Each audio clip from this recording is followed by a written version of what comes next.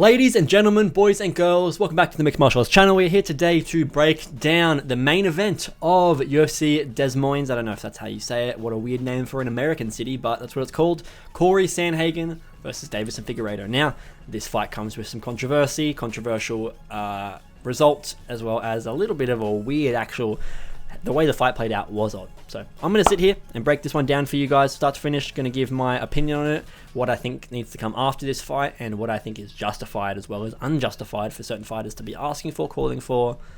We'll get straight into that. So first things first, Cory Sandhagen, I will say, I want to make this clear before I go ahead, and I'm going to shit on him a lot, okay? But let me be clear. Great performance.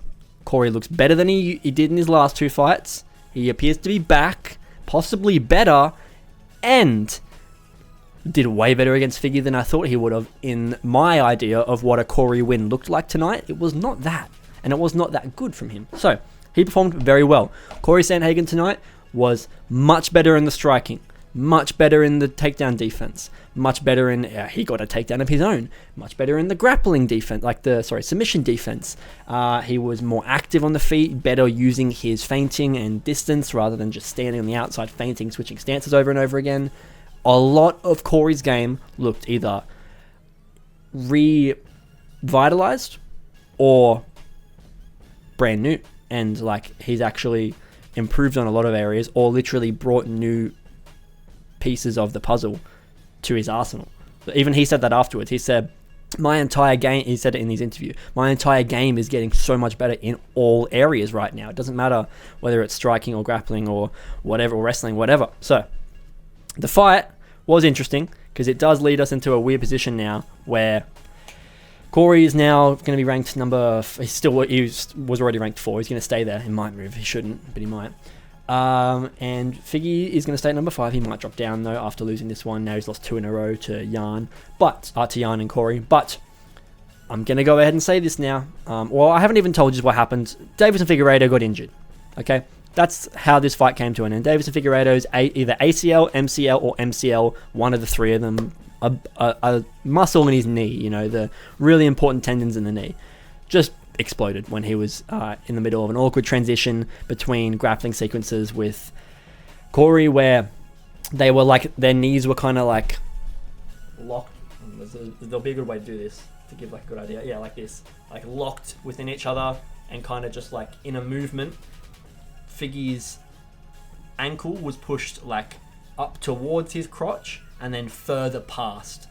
Maybe it might have been the other direction, but you understand what I'm saying, to the point where it overextends his knee and pops. Now, there wasn't a huge loud thing. It wasn't some crazy movement that caused it either. They were already in a pretty simple position. I'll switch back to just a full face cam just to quickly do this. Essentially, Figgy's leg was kind of in a position where it's, as I was saying, his knee, this is going to be better if I stand up to do this. His knee is foot to crotch, or like I'm saying, it could be the other way around, where his leg was that way. I think it actually was. It was. His leg was around this way. And he is handling it, okay? Let me say this. He's handling the position like this, all right? Where his leg's like that. It's awkward, it's backwards. But all it takes is a Cory Sandhagen hand to just push down on it when he's trying to gain some leverage or move the position or get Figgy's leg out of the way, whatever it is. Just that little push from Cory, just on the knee, just was enough to push Figgy's knee too far past the point of return. And his shit exploded, evidently. So, that's how the fight ended. It's a shitty way for it to end. But Cory was doing way better. Was doing way better than Figgy in the start of the fight. So, it's okay. He obviously was, I'm not going to say gonna win, but winning for sure. Figgy looked weird tonight. Figgy looked really fucking weird tonight. I can't deny it. I thought maybe in the first round it was just a weird tactic choice, and then as the second round came on, I started to say maybe Figgy's injured because he's fighting so strangely. He's barely committing to strikes. He did commit to some, but he was maybe not commit to strikes, but committing to striking. He didn't look like Figgy when he was on the feet. Maybe that's just Cory Sandhagen's, the level of energy or presence that he brings when you're standing in front of him striking with him. Could be. But it looked weird. And then when it comes to the grappling, which is where I picked Figueiredo to win this fight, he's constantly dropping to bottom position, chasing heel hooks and leg locks and ankle locks. And I don't know why. He got kind of close to a couple of them. So at first, I didn't think anything of it. It's just he's going for a submission. You know, if he wants to drop to his back to pull a submission when he's got the opportunity, go for it. That's how jiu-jitsu works in this sport, brother. But when you're going for the same submission like 4 times in one round, and it's not even like in that position he's going for it 4 times. He loses it, they scramble, and he goes for it again. Or they get on the feet, they end up in another scramble that puts them back into a grappling sequence, and he goes for the ankle again. So either A, Davison knew something about Cory Sandhagen that we didn't know, that he didn't get to exploit in time, or B, Figgy was injured in some kind of way that was made it so that going for a grappling sequence, and especially chasing something like a leg lock or a limb lock, maybe an armbar or a straight arm lock would have also been something that he was easily able to do, was easier for him. Like that's my other theory, is that an injury caused him to fight that way, or he just came into this fight with a horrible game plan. One of those 3 things has to be true. It just does, because otherwise, what the fuck happened tonight with Figueiredo? Now, like I said, don't want to take away from Cory Sandhagen. He did great tonight. But I went pretty fucking ballistic on my fight companion talking about that. So I'm going to give you a quick 1-2 minute clip, maybe even shorter. But here's a little clip of me and my reaction when I was watching live. Not to the fight, but to Cory's post-fight interview. I said a couple of things about it beforehand along the lines of, Cory, you did great tonight. I want you to go out there. I want you to say, this is how I felt. Even though it's an injury win, I was the one that was dominating. I put him in the positions that were bad enough to get him injured. It's his fault for not knowing how to fight in that position as good as me and getting himself injured. I think I want to get to that title again. I'm ready for the next fight. Give me a number 1 contender fight or something like that. Or even call for it and say, I want to fight for the title. Give me who I need to fight next. That's fine. That's what I wanted. That's what I was hoping for. It's not what happened. Here's a clip. Ultimately, solid job from Cory. But you got to win one more, man. You can't lose 1 fight against Aljo. Win 2 fights against Marias and Frankie Edgar, who are no longer in the UFC, both of them. Lose to TJ, who is also no longer in the UFC.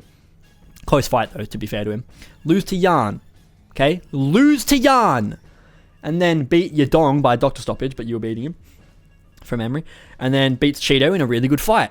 Then shitty fight against Rob Font. And shitty fight against Umar. You got it, just please. For the love of fuck. You got yourself back up into the title contention by getting Yadong, Vera, and Font out in a row.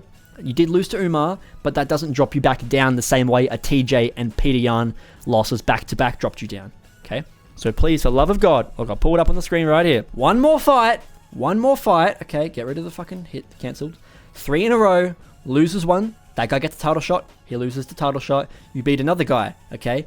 But you need to beat 1 more. Because this guy that you just beat literally just lost to the guy who has beaten you. So essentially, as you can see, I'm just upset because fighters really do not know. And you can't blame them because, like I probably said in that clip just then, it's obviously the fighters want to get to the title and that's all they want. Why would the fuck would they want to do anything else? Okay, that's what they're fighting for. But you can call for a title. You can say, I want the title. But it's really, really annoying as a fan. And I bet a lot of fans don't feel like this about this Cory performance, which is quite annoying. And I think it's a bit of a letdown on the side of the fans to see them reacting like this. We don't do 1 fight win streak title shots, okay? It's just not a thing. It shouldn't be a thing. Whenever it happens, it's fucking infuriating. And everyone rages about it. Everyone gets pissed about 1 fight title shot win streaks. 1 fight win streak title shots. And yet, here we are with everyone on Instagram encouraging this. Saying, give Cory Sandhagen the title shot next. That's my boy. I knew this was going to happen. Give him the title. He just lost to Umar. 1 fight to go. And it was a shit fight. Do you know why it was shit?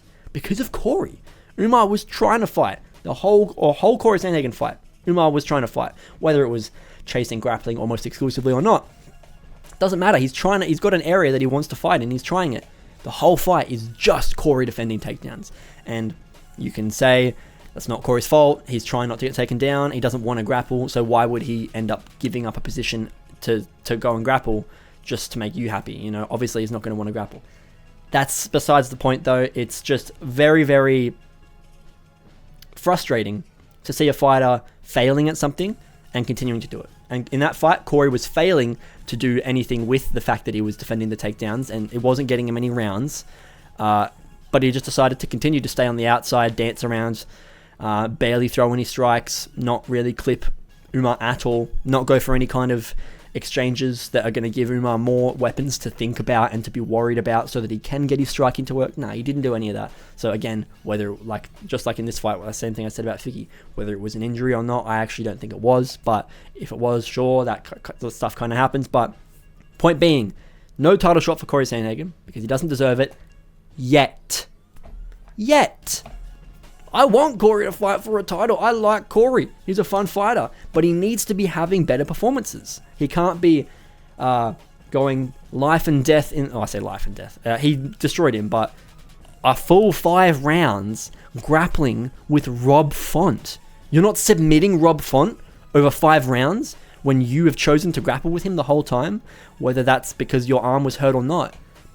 Brother, you did nothing in that fight, okay? Injury, I understand. But if we're just injured in every fight, then what the fuck is, like, I can't be like, oh, well, he was injured in that fight, and then in the next fight, maybe he was injured again against Umar, and this fight, yeah, but Figgy was injured in this fight. We can't just always write it off as an injury means nothing happened, okay? Which is why I'm saying in this fight, even though it was an injury, and I'm pissed off that Cory had that reaction calling for a performance, calling for a title shot off that performance after it was an injury-based stoppage, I'm saying that, like, it's not the whole be-all end-all. Just because it was an injury doesn't mean I'm like, no title shot. Cannot happen. But I'm saying don't call for it. Don't get an ego. Don't encourage fighters in every fucking division in this sport to start calling for title shots after 1 fight win streaks just because you're in the top 5.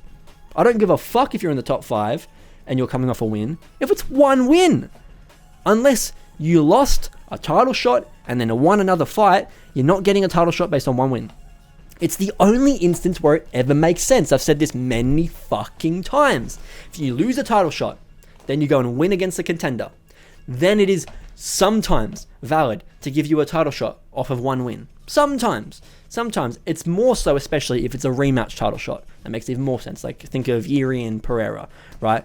After Yuri goes out and beats Rakic that time, and then goes and fights Pereira after that. That was after that, right? Yeah. Sorry, he fought Rakic at 300, yeah. So we need to not normalize this. And that's why I was angry at Cory Sandhagen in that instance. But otherwise, fought great. Fought well. Happy. Want to see Cory continue to get better. Want to see him continue in the top parts of the rankings. We need to stop calling title shots, or at least giving life to a fighter calling for a title shot when they have 1 fight win streak. Cory saying that on his post-fight interview should have had everyone online being like, love you, Cory, great performance tonight, don't think you deserve a title shot next. Probably shouldn't have said that on the mic, should have called out a top 5 guy to build a bit of hype for the next fight, but loved it anyway. That's the take most people should have after this, but they don't. Most people online are like, yeah, my boy Cory's back, vintage Cory performance. It was 2 rounds. It looked like vintage Cory during those 2 rounds, but it ended due to an injury. He didn't get to put a capstone on any kind of finish, and it was a very back and forth fight, even though Cory was clearly winning the whole time. Davis and Figueiredo spent like 5 minutes on bottom position. Let's have a look here. Davis and Figueiredo spent like 5 minutes and 7 seconds on bottom position, but he was going for a submission for like 3 minutes straight. That you cannot just act like Cory sat on top of him for 5 minutes and dominated him.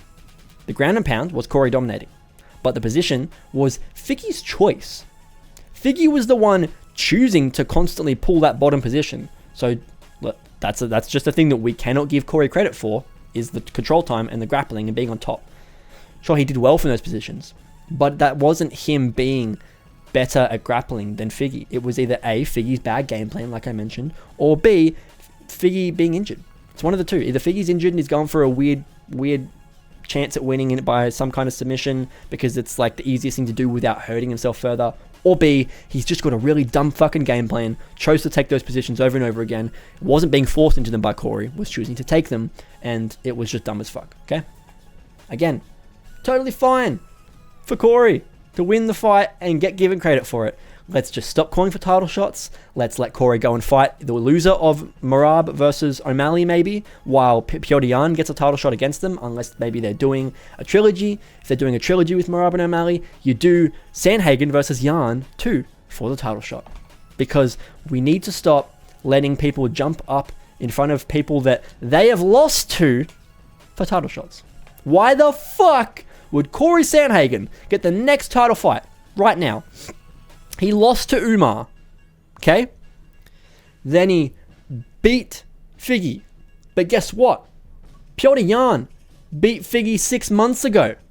And he also beat Song Yadong before that.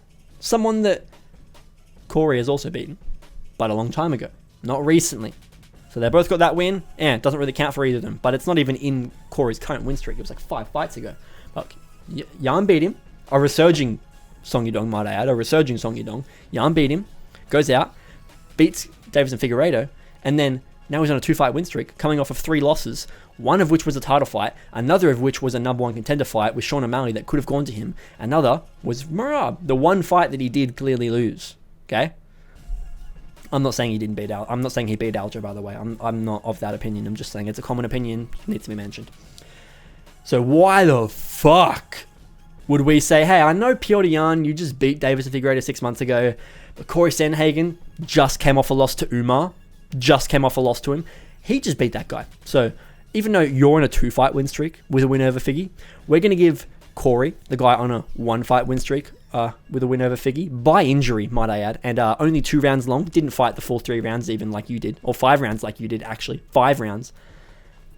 We're going to give him the title shot. Sorry, you can sit out, or you can go fight Umar for a number 1 contender fight. Unless Petr Yan versus Umar is booked, and they won't be ready to fight the winner of Merab and O'Malley. No. Cory Sandhagen, 1 more fight. And then you get a title shot if you win that. Absolutely. And I've got no problem with that, because you're a great fighter, great talent, great capability of being in the top 5 and staying there, great capability of beating someone like O'Malley and beating someone like Merab. You've got the weapons for it. Doesn't mean you're going to be able to do it, but you've got the weapons to possibly make use of to beat either of them. Let's just beat 1 more guy. Just 1 more guy. That's all I'm fucking asking for.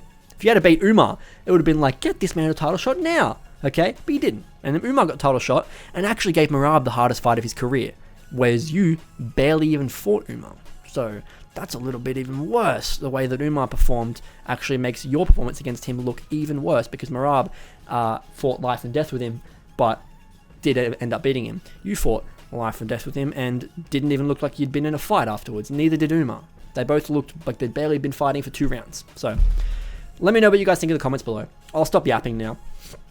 I think that this is not a bad opinion. And if you do think it is, I want you to tell me why, but please do it civilly, because if you're just in the comments yapping and saying dumb shit, granted, be my guest. If that's how you want to interact, that's how you want to interact. But you're not going to be getting any good conversation out of it. I'm not going to learn anything from it. I'm not going to actually understand your opinion. And you're not going to get a response. Like, you're not going to get a good response from me where I say, interesting. Plenty of people in my comment sections, guys, talk shit and say stuff and say you were dumb for that take. But if you say it eloquently, you use your fucking words, and you actually describe why you think I'm wrong, and you explain something rather than just fucking baldy shut up, you're wrong. It's like, okay, like feel free to drop a baldy you're wrong comment. I don't mind, but it's not going to get any interaction. You're not going to build any kind of fun. There's no rapport between the fan base, which is what I want to have. I want to be able to respond to your guys' comments, so make them fun and worth responding to, even if they are disagreeing with me. By all means, just let me know in the comments what you guys thought. So leave a like, chuck in notifications, subscribe. You won't miss any videos if you hit on notifications, and you'll be notified 30 minutes before the live streams start and when they start. So you can join me live for my Fight Companions where I watched this event. Next week we've got UFC 315. I'd love to, or this week, UFC 315. I'd love to have you there live for it. It's going to be a really good card. Even the fucking prelims are actually really solid on that one. So come and join me. I'd love to have you guys there. Thank you for being here. I hope you did enjoy. I'll see you guys all in the next mixed martial arts video.